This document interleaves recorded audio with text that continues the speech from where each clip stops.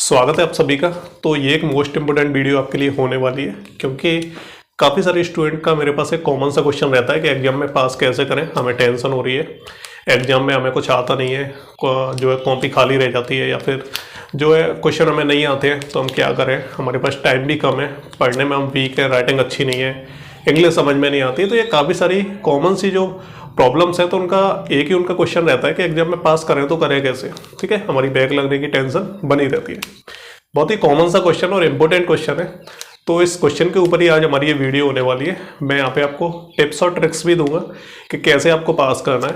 इससे related video मैं पहले भी एक अपलोड कर चुका हूँ, लेकिन यहाँ मैं आपको एक बिल्कुल सिंपल सा बेसिक सा आपको तरीका बताऊंगा कि आपको किन किन चीज़ों को फॉलो करना है अगर आपका कल परसों एग्जाम है और आप एक वीक स्टूडेंट है। तो चलिए स्टार्ट करते हैं। लेकिन इससे पहले मैं आपको ये बता देता हूँ कि यहाँ मैं आपको प्रोफेशनल टिप्स आपको बिल्कुल नहीं देने वाला, क्योंकि आपका कल एग्जाम है या फिर परसों, जब भी आपका एग्जाम है। जब आप ये वीडियो देख रहे हो इसका मतलब आपका एग्जाम आने ही वाला है, तो आप ये वीडियो देख रहे हो।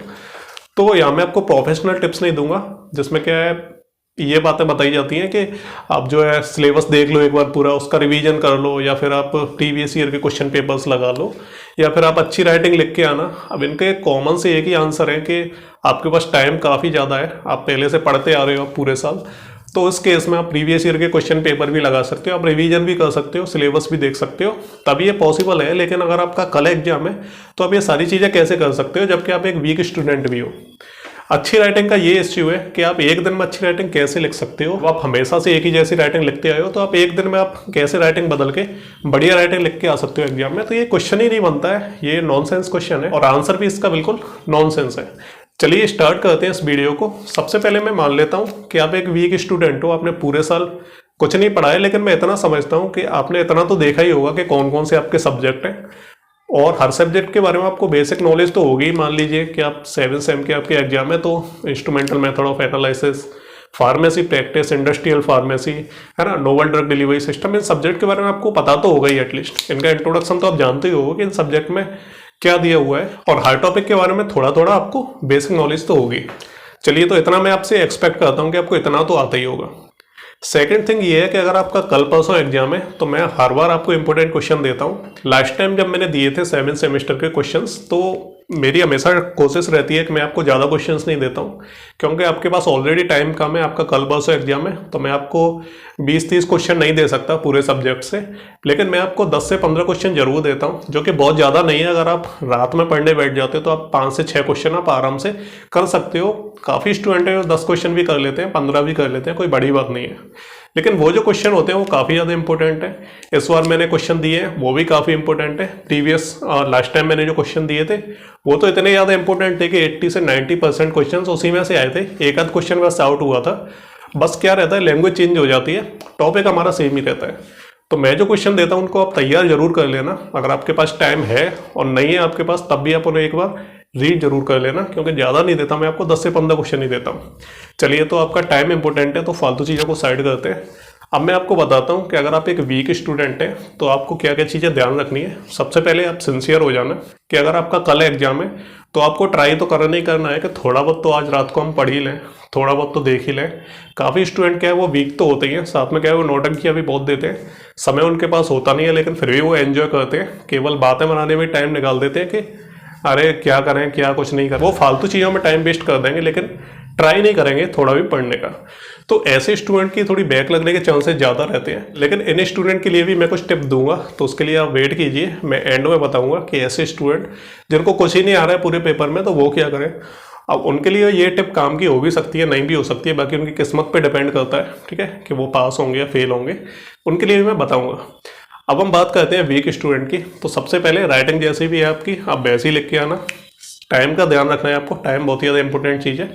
अब टाइम में क्या रहता है कि आप सीधे एग्जाम हॉल में जाइए, बैठ जाइए, जैसे ही आपको आंसर शीट मिल जाए तो उसमें जो इन्फॉर्मेशन रहती है गोले गोले भर के आपको नाम वाम लिखने रहते हैं, वो सारी आप लिख लेना।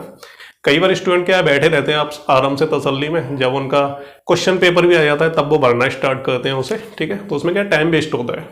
अब आप वीक स्टूडेंट हो तो हो सकता है आपकी राइटिंग भी स्लो हो, तो आपको टाइम का ध्यान रखना है। नेक्स्ट जो इंपॉर्टेंट चीज़ है वो है हमारी क्वेश्चन पेपर से रिलेटेड, कि जैसे ही आपको क्वेश्चन पेपर मिलता है तो सबसे पहले आपको क्या करना है, क्वेश्चन पेपर को रीड करना है। अब जैसे IGPB की हम बात करें तो 15-15 नंबर के क्वेश्चन उसमें पूछे जाते हैं, ठीक है। तो 15 नंबर के उसमें 5 क्वेश्चन हमें अटैम्प्ट करने रहते हैं, है ना, और बाकी 7 क्वेश्चन दिए रहते हैं, तो उसमें से 5 ही हमें अटैम्प्ट करने रहते हैं। सबसे पहले आप 15-15 नंबर के जो भी क्वेश्चन दिए हुए हैं आप सबको एक बार रीड कर लेना। जल्दी करना है आपको, इसमें भी टाइम वेस्ट नहीं करना है कि आप बस आराम से लेके बैठे ही हो। इसमें आपको देखना है आपको कितने क्वेश्चन आ रहे हैं। सबसे पहले स्टूडेंट क्या गलती करते हैं कि जो चेकर होता है ना, तो उसके फर्स्ट इंप्रेशन ही लास्ट इंप्रेशन होते हैं, ठीक है। जैसा आपने कॉपी में लिखा होगा शुरुआत में, तो उसे देख के ही वो डिसाइड कर लेगा कि आपको नंबर कितने देने हैं, आपका काटना है नहीं काटना है, आपको कितने नंबर देने हैं, ठीक है। तो first impression is last impression. तो आपको क्या करना है, सबसे पहले जो फर्स्ट इंप्रेशन है आपको उन्हीं को जो है अच्छा करना है, फर्स्ट इंप्रेशन को। उसके लिए आपको क्या करना है, सबसे पहले क्वेश्चन पेपर देखना है। क्वेश्चन पेपर में जितने भी क्वेश्चन है, 7 क्वेश्चन है, तो वो आपको देख लेने हैं और उसमें से आपको जो आ रहे हो, ठीक है, सबसे बेस्ट जो आ रहे हो, आपको लग रहा है कि आपको एक क्वेश्चन सबसे अच्छा आ रहा है, आप उसे पूरा लिख दोगे। और ऐसा होता है, 2-3 क्वेश्चन तो उसमें ऐसे होते हैं कि उनके बारे में आपको पता होता है अच्छा खासा। तो मान लेता हूं मैं आपको एक क्वेश्चन सबसे बेस्ट आ रहा है, बाकी आपको 1-2 क्वेश्चन है जो थोड़े बहुत आ रहे हैं, आप 5-6 नंबर का तो लिख ही दोगे उनमें, ठीक है। बाकी आपको नहीं आ रहे हैं, उसके बारे में मैं आपको बताऊंगा उसमें क्या करना है। मान लीजिए आपको एक क्वेश्चन सबसे अच्छा आ रहा है, तो आप सबसे पहले क्या करोगे, आप उसी क्वेश्चन को अटेम्प्ट करोगे जो आपको सबसे अच्छा आ रहा है। यहाँ पे हम पेज भरने की और बात कर लेते हैं। सबसे पहले बहुत सारे आपको ट्यूटर बोलते हैं या टीचर्स बोलते हैं कि आपको पेज ज़्यादा भर के आने, ठीक है। इसके पीछे का मैं आपको रीजन बताता हूँ कि पेज ज़्यादा भरने चाहिए नहीं भरने चाहिए। इसके पीछे का लॉजिक मैं आपको अभी बता देता हूँ। सबसे पहले हम बात करते हैं कि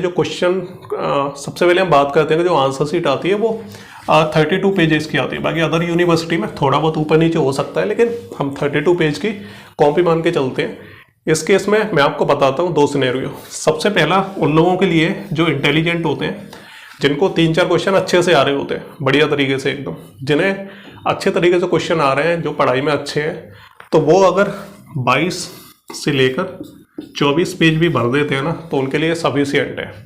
काफ़ी स्टूडेंट मुझे बोलते हैं कि सर वो तो 21, 22 या 20 पेज ही भर के आया लेकिन वो पास हो गया, ठीक है। उसके पीछे का रीजन यही है कि उसने 2-3 क्वेश्चन जो भी उसने किया है अटेम्प्ट किए वो अच्छे तरीके से किए हैं, जो उसे आ रहे थे।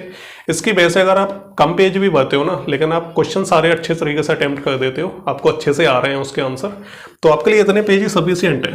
22 से 23 से 24 जो भी आप भर सकते हो, 25, बाकी आपकी मर्जी, आप पूरी कॉपी भी भर दो। लेकिन कॉपी उन लोगों के लिए भरना ज़्यादा इंपॉर्टेंट हो जाता है जिन्हें कम आ रहा है, ठीक है।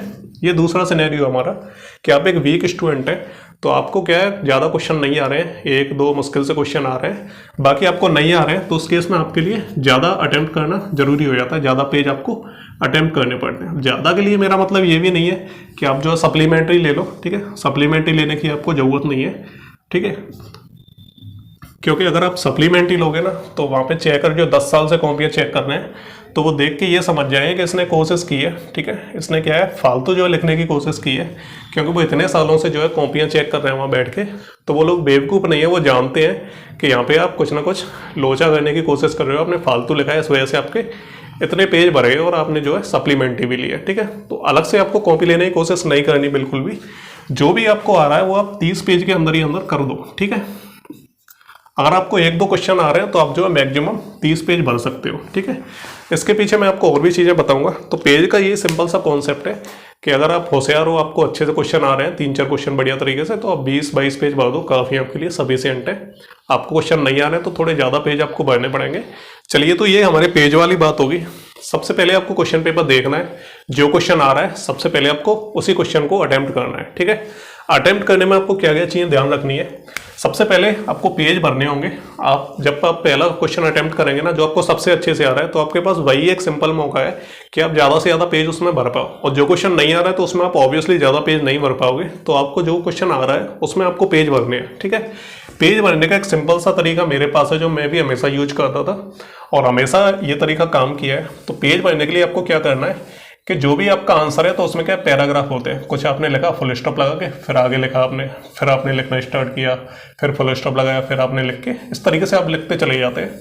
तो मान लीजिए कोई आंसर है आपका, तो उसमें आप अगर पूरा पैराग्राफ लिख रहे हैं एक ही बार में, बीच बीच में फुल स्टॉप लगा के, तो इससे जाहिर सी बात है आपका आधा पेज भरेगा मुश्किल से, ठीक है। लेकिन आप इसी पैराग्राफ को अगर आप पॉइंट में कन्वर्ट कर दें, ठीक है, जैसे आपने एक लाइन लिखी, यहाँ आपका फुल स्टॉप आ गया, तो उसके बाद जो लाइन लिखने से बेटर है कि आप इसे पहला पॉइंट दे दें, ठीक है, और जो दूसरी आपकी जो फुल स्टॉप के बाद लाइन शुरू हो रही है, ठीक है, तो उसे आप दूसरा पॉइंट दे दें। फिर आप लिखना शुरू करें, जैसे फुल स्टॉप आ जाए फिर आप तीसरा पॉइंट जो है, तो आप क्या करें, सिंपल सा इसे पॉइंट में कन्वर्ट कर रहे हैं। तो हर पॉइंट के बाद आप एक लाइन छोड़ें, फिर आप दूसरा जो जहाँ से पैराग्राफ स्टार्ट हो रहा है, यानी जहाँ से आपका सेंटेंस स्टार्ट हो रहा है, उसे आप दूसरा पॉइंट दे दें। फिर आप जो एक लाइन छोड़ के तीसरा पॉइंट, तो आप क्या करें, पूरा पैराग्राफ लिखने की बजाय ना आप उसे पॉइंट में कन्वर्ट कर दें। तो इससे ये होगा कि आपके जो पेज है वो आधे की बजाय आपका पूरा भर जाएगा। ये पहला तरीका है पेज ज़्यादा भरने का। दूसरा एक और तरीका है, मान लीजिए आपसे किसी चीज़ का क्लासिफिकेशन वगैरह पूछा है। क्लासिफिकेशन में हम क्या करते हैं कि मान लीजिए कोई क्लासिफिकेशन है, तो उसमें पहला पॉइंट आ गया, दूसरा आ गया, तीसरा आ गया, चौथा आ गया, इस तरीके से हम किसी भी चीज़ को क्लासीफाई कर देते हैं, ठीक है। क्लासिफिकेशन का मतलब है कि उसके टाइप्स वगैरह हम बताते हैं, ठीक है। तो इसे आप इस तरीके से लिखने की बजाय आप क्या किया करो कि आप इसे फ्लो चार्ट में कन्वर्ट कर दो, ठीक है। जैसे आपसे पूछा है कि स्पेक्ट्रोस्कोपी कितने टाइप की होती है, ठीक है, आपसे टाइप पूछे या फिर classify various type of spectroscopy, तो इस केस में क्या करते हैं कि हम जो है नंबर 1 नंबर 2 ऐसे लिखने की बजाय आप क्या करो, सबसे पहले एक फ्लो चार्ट बनाओ, ठीक है, इस तरीके से कि स्पेक्ट्रोस्कोपी कितने टाइप की होती है। अब पहले टाइप की होती है, पहला टाइप लिख दिया, दूसरा टाइप लिख दिया, तीसरा टाइप लिख दिया, ठीक है, चौथा टाइप लिख दिया। इस तरीके से आप क्या कर सकते हो, एक फ्लो चार्ट बना सकते हो। तो इससे क्या आपका आधा पेज भर जाएगा, ठीक है। मैं तो भर देता था, बाकी आप भी भर सकते हो, ठीक है। तो इससे क्या आपका आधा पेज भर जाएगा जब आप इस तरीके से लिखोगे। फिर आप क्या करो, जल्दी से ये जो पॉइंट है आप इन्हें थोड़ा डिफाइन कर दो, थोड़ा थोड़ा सा, ठीक है। इससे क्या आपके पता भी नहीं चलेगा एक दो पेज आपके कब भर गए, अगर आप इस तरीके से लिखोगे। बाकी आप टेबल फॉर्म में भी लिख सकते हो, ठीक है, किसी भी चीज़ की अगर टाइप पूछे, ठीक है, तो आप इस तरीके से टेबल वगैरह बना सकते हो, ठीक है। इससे क्या है, ये सिंपल से लॉजिक्स है कि इससे आपकी टेबल वगैरह बनाने से, फ्लो चार्ट बनाने से या फिर पॉइंट में लिखने से आपका जो पेज है वो जल्दी कवर हो जाता है। अगर आप थियोरेटिकल लिखोगे तो आपको टाइम लगेगा लिखने में भी, और ज़्यादा इंप्रेसिव भी नहीं लगता है मेरे हिसाब से, तो ठीक है। तो आप क्या इस तरीके से लिखें। ये 2-3 तरीके हो गए ज़्यादा पेज भरने के। अब नेक्स्ट जो तरीका है वो भी काफ़ी ज़्यादा इंपॉर्टेंट है, मैंने तो हमेशा यूज किया है। कुछ क्वेश्चंस में आपसे पूछा जाता है कि आपको जो डायग्राम भी बनाना है, ठीक है, तब तो आपको डायग्राम बनाना ही बनाना है। लेकिन बहुत सारे क्वेश्चन ऐसे हैं इसमें डायग्राम नहीं पूछा होता है, लेकिन हमें ये पता है कि जब हमने पढ़ा था इस टॉपिक को तो इसमें एक डायग्राम था, ठीक है, या फिर डायग्राम इसमें बनाया जा सकता है। जैसे फॉर एग्जाम्पल अगर आपसे डेफिनेशन पूछ लिए कि आप बताइए इमल्सन क्या होता है, इमल्सन की डेफिनेशन बताइए, यानी डिफाइन इमल्सन। अब इमल्सन में आप इमल्सन की डेफिनेशन लिख दोगे, बस हो गया, ठीक है, सिंपल सी चीज़ है। लेकिन इसमें पेज ज़्यादा कहाँ भरा। अब इमल्सन की डेफिनेशन में आप आधा पेज भर सकते हो, ठीक है, डेफिनेशन है वो 3 लाइन की, लेकिन आप उससे आधे से ज़्यादा पेज भर सकते हो। वो कैसे भरोगे, इमल्सन की डेफिनेशन लिख दो आप अच्छे तरीके से, ठीक है। इसके अलावा आप क्या करो, उसका डायग्राम बना दो। अब इमल्सन में क्या डायग्राम है पूछा तो है नहीं, लेकिन आप बना सकते हो। कैसे बना सकते हो, सिंपल सा एक बकेट बनाइए इस तरीके से। इमल्सन के भी जो भी टाइप होते हैं, oil in water, water in oil, इस टाइप से आप क्या कर सकते हो, 2 आप डायग्राम बना दो। पहला ऑयल इन वाटर, दूसरा वाटर इन ऑयल, ठीक है, इस तरीके से बता दो, ठीक है। तो ये होता है, मतलब एक तरीका होता है, इससे क्या पेज बड़ी आसानी से भर सकते हो और काफ़ी ज़्यादा इंप्रेसिव तरीका होता है ये, अगर आपको थ्योरी नहीं आ रही है ज़्यादा तो, ठीक है। मैं तो आपको बोलूँगा कि जिन क्वेश्चंस में आपसे डायग्राम नहीं बनाने को बोला और आपको लगता है कि इसमें बनाया जा सकता है किसी तरह का डायग्राम, तो आप जरूर बना के आना उस डायग्राम को। और अगर डायग्राम नहीं बन सकता है तब तो आप बनाओगे क्या, लेकिन अगर आपको लगता है कि डायग्राम बन सकता है तो आप जरूर बना देना। इससे क्या आपका पेज भरेगा और काफ़ी ज़्यादा इंप्रेसिव भी लगता है, क्योंकि जो चेकर होते हैं वो भी क्या थ्योरी पढ़ने में बिल्कुल इंटरेस्टेड नहीं होते हैं, क्योंकि इतनी सारी कॉपियाँ उन्हें चेक करनी रहती हैं, तो वो एक एक की थ्योरी पढ़ेंगे तो उन्हें काफ़ी टाइम लग जाता है। लेकिन अगर आप डायग्राम बना देते हो, फ्लो चार्ट बना देते हो, तो इससे क्या है, इंप्रेसिव लगता है, वो जल्दी जल्दी से उसे लगता है कि ऐसे आता है और वो चेक कर देता है, ठीक है। तो ये क्या है, क्वेश्चन को जो भी आपको आंसर आ रहा है उसे आपको बड़ा कैसे लिखना है, ज़्यादा पेज कैसे भरने हैं उसी आंसर से। तो इससे आप मेरे हिसाब से अगर आपसे कोई भी एक क्वेश्चन पूछा है 15 नंबर का, तो आप आराम से जो है इससे 5 से 6 से 7 पेज भर सकते हो, ठीक है, इतना हो जाएगा। चलिए, पहला क्वेश्चन तो आपने अटेम्प्ट कर लिया, तो आपने एक क्वेश्चन कर दिया। सेकंड थिंग आपको ध्यान रखनी है इसमें कि आपको गलतियां नहीं करनी है, ज़्यादा काटा पीटी मत करना। आप सिंपल सी चीज़ है, आप काटा पीटी मत करना, राइटिंग जैसी भी आप वैसी लिख देना, कोई दिक्कत नहीं है, बस थोड़ा स्पेस दे के लिखना है। इससे क्या है, जैसे कई बार क्या है, बहुत चिपका के लिखते हैं, हमारी आदत है, ठीक है, वर्ड्स को आपस में, तो चिपका ही मत, उन्हें थोड़ा सा दूर लिख दीजिए, कोई दिक्कत नहीं। इतना भी दूर नहीं कि आप एक लाइन में 2-3 वर्ड ही लिख रहे हो, ठीक है। जिस लाइन में जो है 5 वर्ड होने चाहिए, आप वहाँ क्या 4 वर्ड लिख सकते हो। इस तरीके से थोड़ा गैप दे देके, ये ट्रिक्स होती हैं, मैंने हमेशा फॉलो की हैं, काफ़ी लोगों ने फॉलो किए और बढ़िया, मतलब अच्छे खासे नंबर आते हैं, ठीक है। ये चीज़ होगी। तो ये हो गया आपका पहला क्वेश्चन। सेकंड क्वेश्चन की हम बात करते हैं। फिर आपको क्वेश्चन पेपर देखना है, आपको वो क्वेश्चन करना है जो आपको थोड़ा कम आ रहा है, ठीक है। ऐसा नहीं कि जो बिल्कुल ही नहीं आ रहा है उसे आपको अटेम्प्ट नहीं करना है। यानी पहला क्वेश्चन आपको अच्छे से आ रहा था, दूसरा क्वेश्चन जो आपको थोड़ा कम आ रहा है, ठीक है। तो जो कम आ रहा है उसे पहले आप जितना आपको लिखना है अच्छे तरीके से आप उसे सही लिख दीजिए। मैं मतलब एक्सपेक्ट करता हूँ कि आप उसे 2 या 3 पेज का तो लिख ही देंगे, इतना आ रहा होगा आपको, ठीक है। 15 नंबर के क्वेश्चन में 5 से 6 पेज भरे जाते हैं आराम से, इतने तो करने ही चाहिए, ठीक है। मैं ये मान के चलता हूँ कि 4 से 5 पेज आराम से भरने चाहिए आपके, ठीक है। दूसरा क्वेश्चन जो आपको थोड़ा कम आ रहा है, आधा आ रहा है, या आपको पता है उसके बारे में, ठीक है, आप लिख सकते हो, तो आप मेरे हिसाब से 3-4 पेज आप भर दोगे, ठीक है, डायग्राम फ्लो चार्ट वगैरह बना के। चलिए, तो मैंने ये मान के चला कि आपको 2 क्वेश्चन बढ़िया तरीके से आगे आपने लिख दिए, ठीक है। मतलब 15-15 के 2 क्वेश्चन आपने अटेम्प्ट कर लिए, तो मैं मान के चलता हूँ कि आपको 20 नंबर तो मिल ही जाएंगे, ठीक है। 30 नहीं मिलेंगे, 20 मिल जाएंगे, इतना मान के चलता हूँ, ठीक है। पास होने के लिए कितने चाहिए? 30 से ज़्यादा नंबर आपको चाहिए, ठीक है। तो इस केस में आपको क्या करना है, अब नेक्स्ट क्वेश्चन हम वो देखेंगे जिसके बारे में आपको थोड़ा बहुत और आ रहा होगा, कम से कम उसकी डेफिनेशन तो आ ही रही होगी 15 नंबर के क्वेश्चन में। स्पेक्ट्रोस्कोपी, यूवी स्पेक्ट्रोस्कोपी कुछ पूछा है आपको, तो भले ही आपको पूरा ना आ रहा हो, ठीक है, एक्सप्लेन नहीं आपको करना आ रहा हो, लेकिन आप क्या है उसका वो देख लेना कि मतलब उसकी डेफिनेशन क्या है, ठीक है। यूवी स्पेक्ट्रोस्कोपी होती है, उसके बारे में थोड़ा तो आप लिख ही सकते हो, ये मैं मान के चलता हूँ आप कर दोगे इतना तो। इसके अलावा आप उसका डायग्राम वगैरह, जैसे क्या है आपको कोई क्वेश्चन पूछा है, आपको उसकी थ्योरी नहीं आ रही है, कम से कम डायग्राम तो आपके दिमाग में हो गई, ठीक है। मान लीजिए यूवी स्पेक्ट्रोस्कोपी का डायग्राम आपको बनाना है, अगर आपको डायग्राम याद नहीं है तो आप IR स्पेक्ट्रोस्कोपी का भी बना सकते हो, ठीक है। मैं ये बता रहा हूँ आपको क्योंकि यूज की हुई चीज़ें हैं, एक्सपीरियंस मेरा बोलता है कि आप जो है एक डायग्राम आपको नहीं आ रहा है तो आप उससे मिलता जुलता दूसरा डायग्राम आप बना सकते हो, लेकिन आप बना के जरूर आना, ठीक है। कोई भी क्वेश्चन आपको छोड़ के नहीं आना है, ये सबसे बड़ी इंपॉर्टेंट चीज़ है। अगर आप क्वेश्चन छोड़ के आ गए तो आपको कुछ नहीं मिलेगा, इस बात की गारंटी है, क्योंकि चेकर का माइंडसेट बिल्कुल ऐसा होता है कि आप किसी क्वेश्चन को जब आप खाली छोड़ाओगे आप पेज को, तो चेकर उस पर नंबर कैसे देगा, ठीक है। अगर आप थोड़ा भी आप उस पर कुछ लिख के आते हो तो भले ही वो आपको पूरा नंबर ना दे, लेकिन आपको थोड़ा बहुत आधा 2 1 नंबर तो दे ही देगा, ठीक है। इसलिए आपको अटेम्प्ट सारी चीज़ें करके आनी है। पहले 2 क्वेश्चन आपको बढ़िया तरीके से अटेम्प्ट करने हैं, आपको मेरे हिसाब से 10-11 से 12 पेज आपको भर देने हैं। इसके बाद आपको वो क्वेश्चन अटेम्प्ट करने हैं जिनके बारे में आप थोड़ा बहुत तो लिख ही सकते हो, ठीक है। 15 नंबर का क्वेश्चन है, आप 5 नंबर का तो उसमें लिख ही सकते हो। डायग्राम बना देना, आपको थ्योरी नहीं आ रही हो, किसी और मतलब डायग्राम कोई मतलब आपको उसका डायग्राम नहीं आ रहा है, किसी और का बना देना, क्लासीफाई कर देना, टेबल बना देना, चार्ट बना देना, डायग्राम बना देना, कुछ भी आप बना देना, लेकिन आप उसे करके आना, ठीक है। तो आराम से आप, मैं आपको बोल रहा हूँ कि जो क्वेश्चन आपको बिल्कुल नहीं आ रहा है ना, आप उसे भी अगर आप थोड़ा थोड़ा अटेम्प्ट करते हो तो आपको 5-5 नंबर उसमें इजीली मिल जाएंगे, ठीक है। आपके नंबर आराम से हो जाएंगे इतने कि आप पास हो सकते हो, ठीक है। फिर आप उन क्वेश्चंस को करना जो आपको बिल्कुल ही नहीं आ रहे हैं। चलिए, तो यहाँ पे मैं बिल्कुल आपको रियल एक्सपीरियंस से बता रहा हूँ। मेरे कुछ दोस्त थे जब मैं कॉलेज में था, वो ज़्यादा पढ़ने में अच्छे नहीं थे, मतलब उनकी हालत इतनी ज़्यादा ख़राब थी कि वो इंग्लिश भी ढंग से ना पढ़ पाए, लेकिन फिर भी वो पास हो जाते थे। इसके पीछे का रीज़न उन्होंने सिंपल सा मुझे यही बताया, एक तो वो क्वेश्चन छोड़ के नहीं आते थे कभी भी, और आपको भी छोड़ के नहीं आना है। दूसरा, जो क्वेश्चन आपको नहीं आ रहा है, जो क्वेश्चन नहीं आ रहा है उसकी जगह पे आप कोई भी क्वेश्चन कर दो। मान लीजिए यूवी स्पेक्ट्रोस्कोपी नहीं आ रहा है तो आप IR कर दो, ठीक है, कोई भी कर दो, लेकिन आप करके आ जाओ उस जगह पे। यूवी नहीं आ रहा है, IR आ रहा है आपको, तो आप IR लिख के आ जाओ। एक जो दोस्त है उसने मुझे ये भी बताया कि वो पास कैसे हो जाता है कि एक क्वेश्चन जो उसने किया है उसे उसने 2 बार अटेम्प्ट कर दिया, ठीक है। एक आंसर को उसने कई बार लिख दिया बाद में जाके, जैसे कि पहले उसने बढ़िया तरीके से जो आंसर उसे आ रहा था वो लिख दिया, फिर कोई और दूसरा क्वेश्चन अटेम्प्ट कर लिया, फिर तीसरा कर लिया, उसके बाद चौथे 5वें क्वेश्चन में क्या उसने सेम मतलब जो भी उसने किया है उसी का दोबारा से उसने थोड़ा थोड़ा चेंज करके फिर दोबारा से लिख दिया अदर क्वेश्चन में, और वो पास भी हो गया। देखो, मैं ये नहीं बोलता कि हमेशा ये काम करते हैं, मेरे कहने का मतलब है कि आप कुछ ना करके उससे बेटर है कि आप कुछ तो करके आओ वहाँ पे, ठीक है। चाहे आप डायग्राम बना दो, जो क्वेश्चन आपने पहले अटेम्प्ट किया है उसके आंसर को थोड़ा बहुत मॉडिफाई करके चेंज करके आप नेक्स्ट क्वेश्चन में डाल दो, अगले वाले में डाल दो जो आप लास्ट में अटेम्प्ट कर रहे हो, ठीक है। तो कहने का मतलब सिंपल सा यही है कि शुरुआत करो जो आपको अच्छे से आ रहा है, मिडिल में जो आपको कम आ रहा है, और सबसे लास्ट में वो जो आपको बिल्कुल नहीं आ रहा है। उसकी जगह पे आप कुछ भी करके आ सकते हो। जो क्वेश्चन आपसे पूछा भी नहीं है क्वेश्चन पेपर में, लेकिन आपको वो आ रहा है, तो आप उसका आंसर जो है वहाँ पे लिख के आ सकते हो, ठीक है।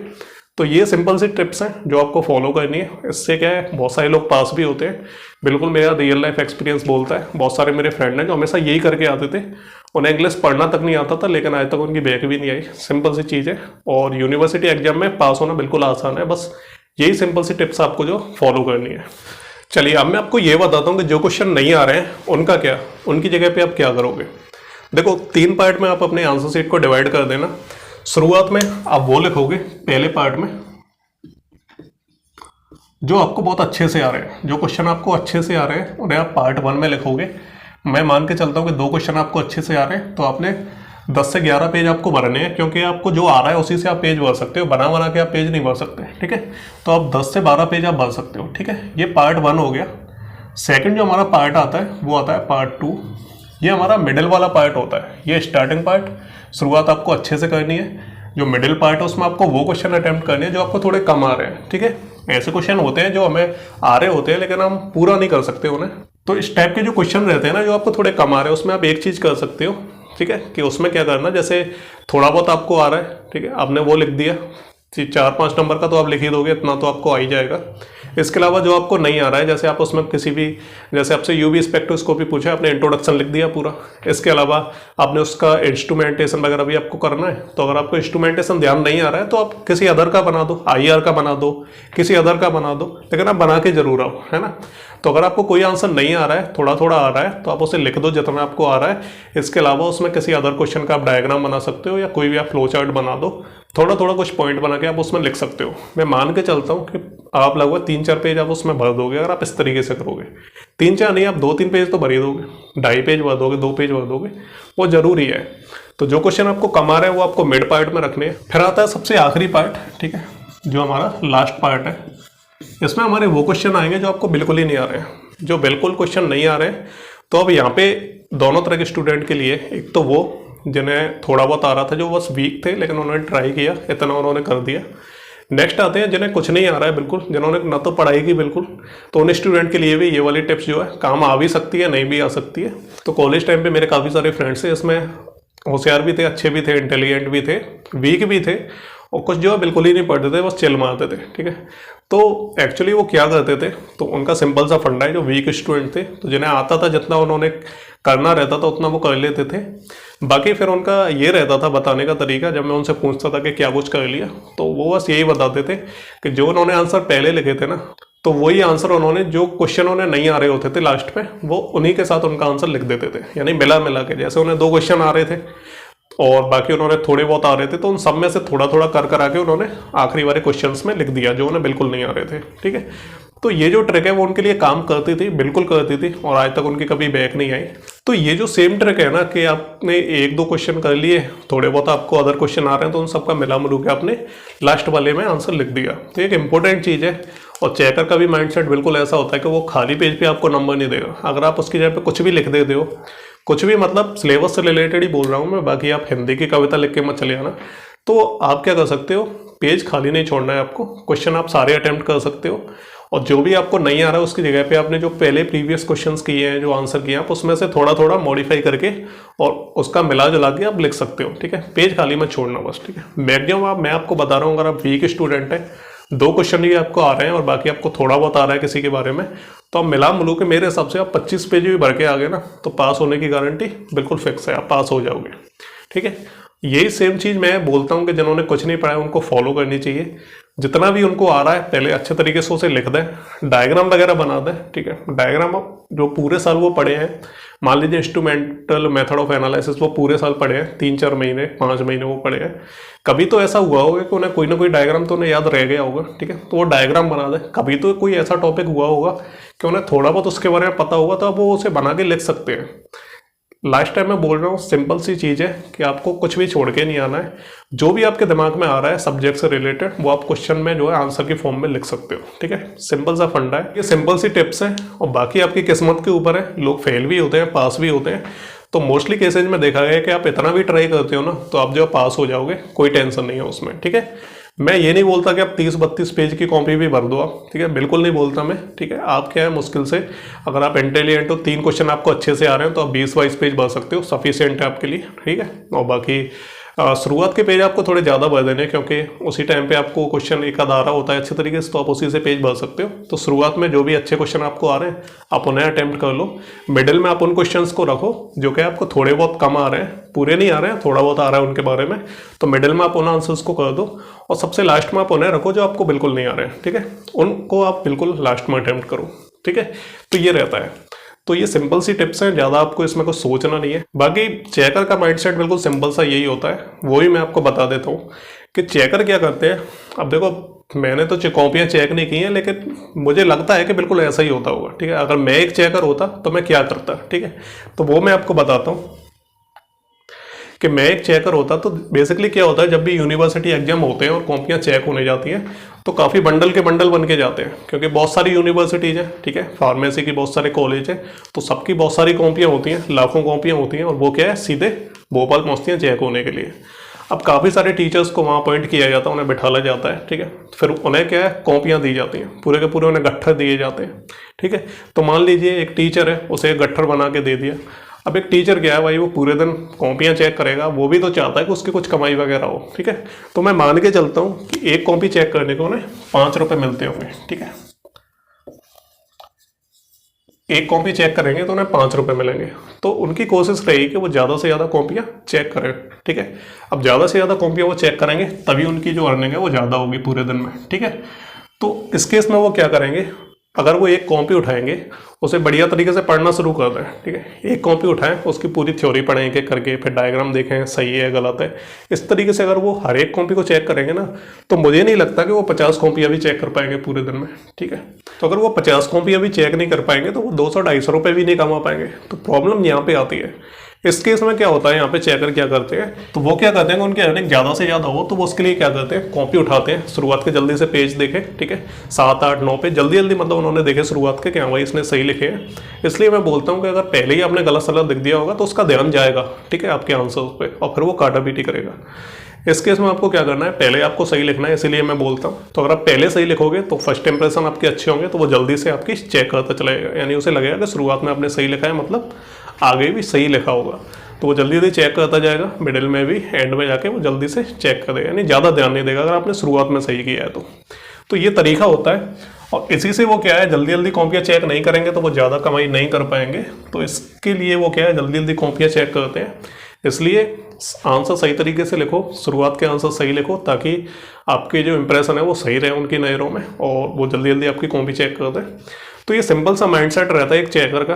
ठीक है, तो वो भी वहाँ मेहनत कर रहे हैं, तो वो क्या है, ज़्यादा से ज़्यादा कॉपियाँ चेक करने की कोशिश करते हैं एक दिन में। ठीक है, जिससे क्या उनकी कमाई ज़्यादा हो जाए।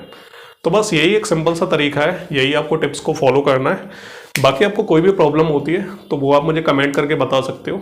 और जो इंपॉर्टेंट क्वेश्चन मैंने आपको दिए हैं तो आप उन्हें तो आप कर ही लेना, अगर आप पूरा नहीं पढ़ना चाहते हो। जितना भी आप कर पाओ, कल आपका पेपर है तो आप आज रात को जितना भी आप पढ़ पाओ पढ़ लेना। कोई भी आप डाउट होता है तो आप कमेंट करके पूछ सकते हो। बेस्ट तो अब टाइम रहा नहीं है, पहले ही आप पूछ ले तो ज़्यादा बेटर रहता।